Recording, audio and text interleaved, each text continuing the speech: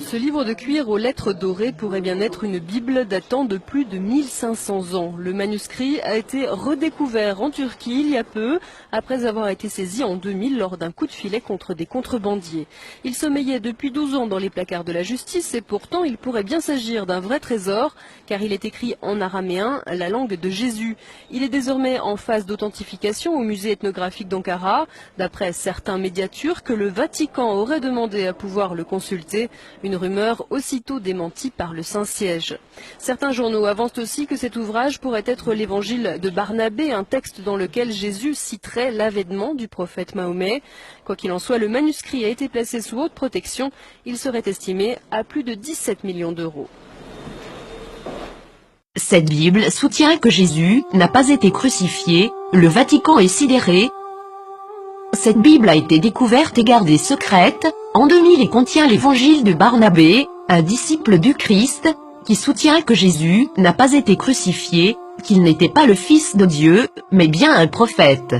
Cette Bible soutient aussi que l'apôtre Paul est appelé l'imposteur, que Jésus a fait son ascension tout en restant vivant et que c'est Judas Iscariote qui a été crucifié à sa place. Authenticité selon les rapports, les experts et les autorités religieuses, à Téhéran, insistent sur le fait que le livre est un original. Il est écrit avec des lettres dorées, sur du cuir relié et il est écrit dans la langue araméenne, qui était la langue parlée par Jésus. Le texte principal maintient une vision similaire à celle de l'islam, contredisant les enseignements du Nouveau Testament de la chrétienté. Jésus a aussi prédit la venue du prophète Mahomet, qui a fondé l'islam, 700 ans plus tard. Plusieurs croient que, durant le concile de Nicée, l'Église catholique a choisi la forme qu'aurait la Bible, omettant l'évangile de Barnabé, parmi d'autres, et favorisant les 4 évangiles que nous connaissons aujourd'hui. De nombreux textes bibliques ont commencé à faire surface depuis ce temps, incluant ceux de la Mère morte et les évangiles gnostiques, mais cette Bible semble tout particulièrement inquiéter le Vatican. Qu'est-ce que cela signifie pour les religions chrétiennes et ses adeptes? Quelque chose d'inconfortable. Le Vatican a demandé aux autorités turques de pouvoir examiner le contenu du livre. Maintenant que ce livre a été découvert, accepteront-ils cette preuve? La nieront-ils? L'appelleront-ils un mensonge musulman, comme l'a fait le magazine Truth en 2000?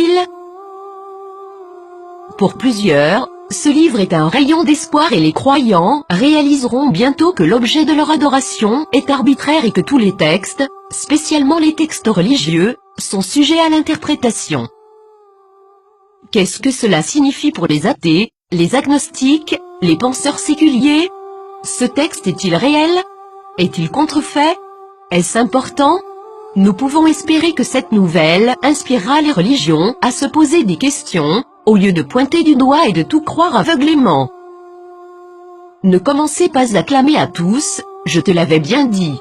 Le plus grand danger de la foi se présente lorsque les gens croient ce qu'ils veulent croire, défendant cette croyance malgré toutes les preuves du contraire, spécialement si les preuves apportées révolutionnent les bases de cette croyance. Et le grand coupable, dans tout cela, est le piège de l'ego, rejeter, critiquer les autres parce qu'ils ne sont pas comme vous. Durant des siècles, la défense de la foi aveugle a mené les nations à la guerre, à la violence, à la discrimination, à l'esclavage et à une société d'automates, et tout cela a été justifié par des mensonges.